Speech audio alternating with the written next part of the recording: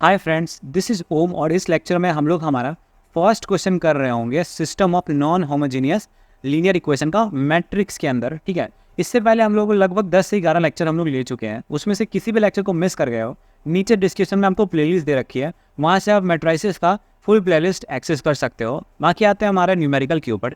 Numerical कह रहा है हमारा so that the equation are inconsistent. ठीक है, हमें शो करना है कि जो इक्वेशन है वो इनकन्सिस्टेंट है, और हमारा इनकन्सिस्टेंट के लिए हमें यहाँ पे 3 वैल्यूज़ दिए हुए हैं। ठीक है, 3 इक्वेशंस दिए हुए हैं। अब इनकन्सिस्टेंस मैंने आपको लास्ट लेक्चर में समझाया था कि इनकन्सिस्टेंस तब आता है जब तुम्हारा rank of A not equal to होता है rank of A ratio B.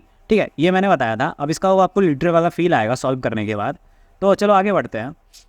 तो यहाँ पे हमारा जो 3 इक्वेशन दिया हुआ है, इस इक्वेशन को तो हम कर लिए। ठीक है, देख लिए अच्छे से इसको। और इसके बाद हम क्या करेंगे, पहले the above given equation can be written in the matrix form. ठीक है, तो मैट्रिक्स फॉर्म में हम इसको इस तरह से लिखेंगे। मैंने आपको बताया था लास्ट लेक्चर में कि capital A into capital X equal to capital B. First step आपको ये करना है, इस फॉर्म में लिख लेना है। इसके बाद जो हमें ये 3 इक्वेशन दिया हुआ है, इसको हम मैट्रिक्स फॉर्म में लिखेंगे। वेयर हमारा जो कि ए है ना, ए मैट्रिक्स फॉर्म में किस तरह से लिखेंगे, जो तुम्हें इक्वेशन दिया हुआ है, जैसे तुम्हें ये इक्वेशन दिया हुआ है 3 इक्वेशन। ठीक है, इस इक्वेशन में एक्स का क्या क्या कोफिशिएंट है, 1 3 2। ठीक है, तो 1 2 3 जो एक्स का कोफिशिएंट है ना, उसको हम कॉलम में इस तरह से लिख देंगे 1 3 2। और वाई का कोफिशिएंट इस तरह से हम देखेंगे। अब जो हमारा वाई का कोफिशिएंट है वो क्या है, हमारा 1 1 और 4। ठीक है, ये देखो 1 1 और 4। तो हम क्या करेंगे, यहाँ पे 1 1 और 4 लिख देंगे। एक सेकंड में इसका साइज़ को ना ठीक कर लेता हूँ, ऐसे लॉक कर दिया। ठीक है, हाँ, तो मैंने पेज को लॉक कर दिया, अब डिस्टर्ब नहीं होगा, ये जूम हो रहा था बार बार। हाँ, तो ये हमारा मैट्रिक्स है। फिर 1 1 4 हमारा वाई का आ गया। अब आगे बढ़ते हैं, जेड का हम कोफिशिएंट देखते हैं। जेड का कोफिशिएंट है 1, यहाँ सेकंड इक्वेशन में -2 और थर्ड इक्वेशन में 7।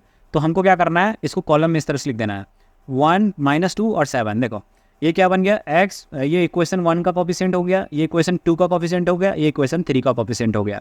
सही है, देखो इक्वेशन 3 में 2 4 7 है, इक्वेशन 3 में 2 4 7 है, इक्वेशन 2 में हमारा 3 1 -2 है, ये इक्वेशन 2 में हमारा 3 1 -2 यहाँ मैट्रिक्स है।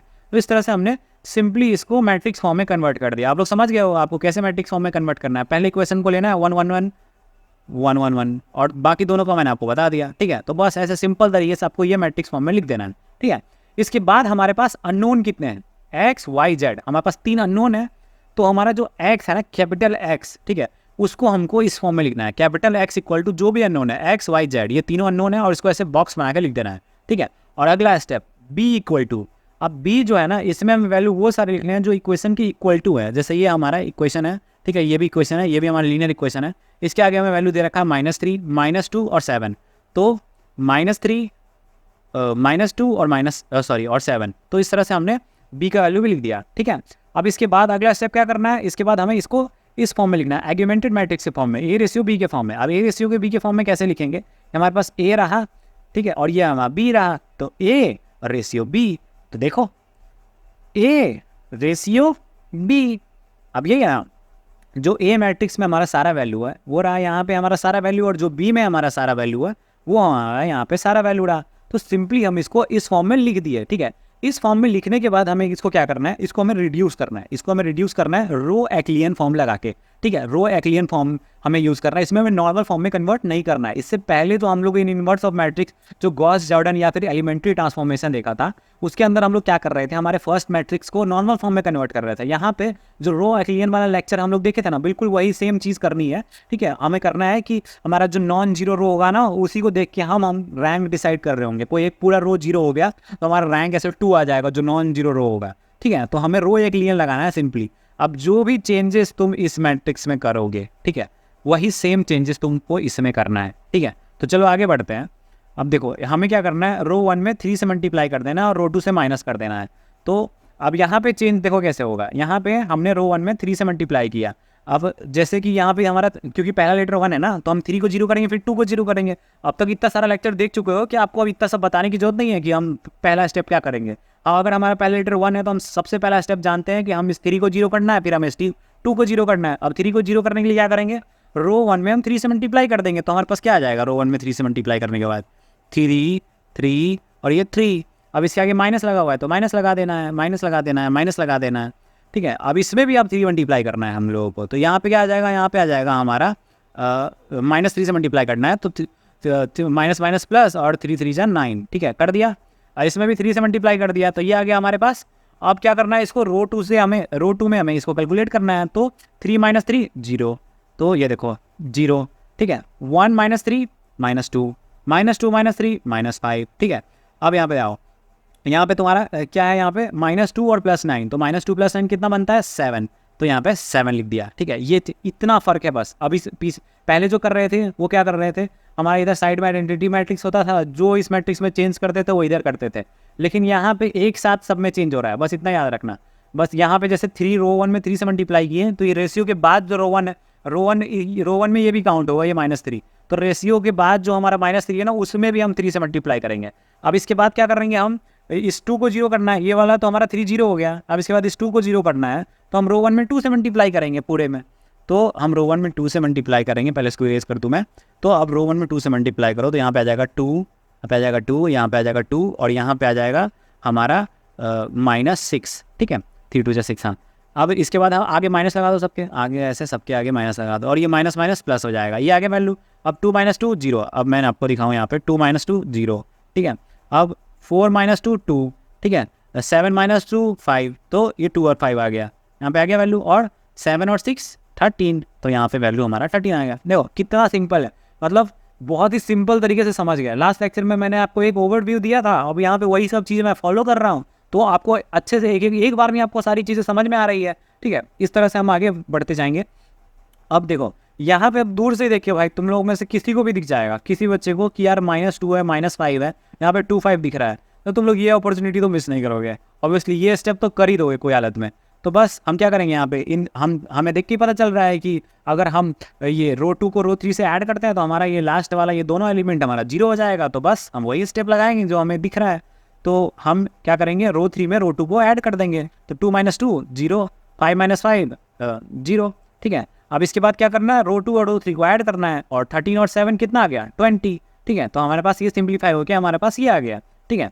ये हम कर लिए। अब इसके बाद ये देखो, ये हमको नॉर्मल फॉर्म में कन्वर्ट नहीं करना है, ये हमें रो एक्लियन में फॉर्म कन्वर्ट करना है, ठीक है। अब रो एक्लियन के हिसाब से देखो कि अब कोई नंबर है जिसको तुम 0 कर सकते हो या और सिंप्लीफाई कर सकते हो किसी भी रो ऑपरेशन को लगा के, ठीक है। अगर रो एक्लियन फॉर्म का लेक्चर देखे हो, ठीक है, तो अब तुमको ये देख के समझ में आ गया होगा कि नहीं, अब इसमें हम कोई चेंजेस नहीं कर सकते। अब हम यहाँ पे लास्ट में पहुँच चुके हैं कि रैंक डिसाइड करने वाले स्टेप पे, ठीक है। आप लोग में से अगर रो एक्लियन फॉर्म देखा हो, बहुत टाइम हो गया, तो आप इंटू 2x पे जाके रो एक्लियन का फिर से देख सकते हो लेक्चर, ठीक है। तो आपको समझ में आ जाएगा ये चीज़, अगर आप लोग में से कोई भूल गया हो, ठीक है। तो रो एक्लियन हमने लगाया, ठीक है, सिंपली, और ये हमारे पास कन्वर्ट होके आ गया, ठीक है। अब इसके बाद हम लोग कुछ भी सिंप्लीफाई नहीं कर सकते हैं, तो किसी भी रो ऑपरेशन को लगा के, तो हम यहीं पे स्टॉप कर जाएंगे। अब यहाँ पे स्टॉप करने के बाद हम अब रैंक डिसाइड करेंगे। तो ये क्या हमारा ए है, ठीक है, रेशियो ये क्या है बी है। अगर हम सिर्फ ए का रैंक बोलने के लिए बोले आपको, तो आप क्या बोलोगे, सिर्फ ए का रैंक बोलने के लिए बोलेंगे आपको, तो रो एक्लियन में मैंने क्या बताया था, जो नॉन जीरो रो होता है ना, वही हमारा रैंक होता है। तो रो 1 और रो 2 दो रो हैं जो नॉन जीरो हैं, तो हमारा रैंक क्या हो जाएगा 2, क्योंकि एक रो है जो ए मैट्रिक्स का बोल रहा हूँ मैं, एक रो क्या है सारा 0 है। अब स्टार्टिंग का जो 2 रो है वो हमारा नॉन जीरो है, तो इसका रैंक क्या हो जाएगा, ए का हमारा हो जाएगा रैंक 2, ठीक है। अब तुमको क्या करना है, अब तुमको रैंक देखना है एक साथ, ए रेशियो बी, ऐसे ये पूरे का रैंक देखना है, ठीक है। ये पूरे का रैंक देखना है, मान लो ये 4:4 का मैट्रिक्स हो गया। अब जब ए रेशियो बी का रैंक देखना है ना, तो अब ये पूरे मैट्रिक्स का रैंक देखना है, ठीक है। तो पूरे मैट्रिक्स का रैंक देखना है, तो अब क्या है, ये भी हमारा नॉन जीरो रो है, ये भी हमारा नॉन जीरो रो है, और ये लास्ट में 20 आ गया, इस वजह से हमारा रो 3 भी हमारा नॉन जीरो रो है। तो इस वजह से क्या होगा, रो एक्लियन आपको याद हो तो उसके अंदर क्या होगा हमारा, इसको हम देख के सिंपली कह सकते हैं कि ए रेशियो बी जो है ये पूरा मैट्रिक्स है, उसका रैंक है हमारे पास 3, सिंपल। अब ये चीज़ आप लोग समझ गए कि हमारा जो ए मैट्रिक्स है उसका रो आ गया हमारा 2 रैंक आ गया, और जो ए रेशियो है उसका रैंक आ गया 3। तो मैंने आपको क्या बोला था, जो हमारा रैंक ए और नॉट इक्वल टू होना चाहिए rank of A ratio B, तो वो हमारा होता है इनकंसिस्टेंट, और उसका हमारा निकलता है नो सॉल्यूशन, ठीक है। तो यहाँ पे हमारा वही हुआ ना कि हमारा ये इनकंसिस्टेंट निकला और इसका हमारा निकला नो सॉल्यूशन, और यही हमें वेरीफाई करने को कह रहा था, यही हमें प्रूफ करने को कह रहा था, ठीक है। देखा हमारा कितना सिंपल तरीके से इसको समझा दिया। आगे को क्वेश्चन में भी स्टेप सारे सेम होंगे, बस केस जो हमने डिफरेंट केस मैंने आपको दिखाया था ना, वही डिफरेंट डिफरेंट केस अप्लाई होंगे, उससे आपकी प्रैक्टिस होगी और आगे डिफरेंट डिफरेंट जो भी घुमा घुमा के पूछ सकता है, ठीक है। आगे बहुत इंपॉर्टेंट क्वेश्चन आने वाले हैं, ये बहुत बेसिक क्वेश्चन था, ठीक है। इसके आने के थोड़े कम चांस है, लेकिन आगे जो आएंगे ना वो बहुत इंपॉर्टेंट होने वाले हैं, ठीक है। तो बेसिक क्वेश्चन था तो एक ईजी क्वेश्चन लेना बनता था, बाकी आगे जो होंगे ना वो बहुत ही अच्छे अच्छे क्वेश्चन हैं और आपको ये अच्छे समझ में आ गया होगा ना, तो मैं आपको गारंटी देता हूँ उसके बाद जो भी न्यूमेरिकल आएगा ना उसको समझने में आपको कोई प्रॉब्लम नहीं होने वाली है। बाकी आई होप आपको वीडियो में बहुत अच्छे से समझ में आया हो वीडियो, ठीक है। बाकी वीडियो अच्छा लगा तो वीडियो को लाइक करना और तब सब्सक्राइब नहीं किया तो प्लीज़ सब्सक्राइब कर दो। बाकी आज के लिए इतना ही, थैंक यू।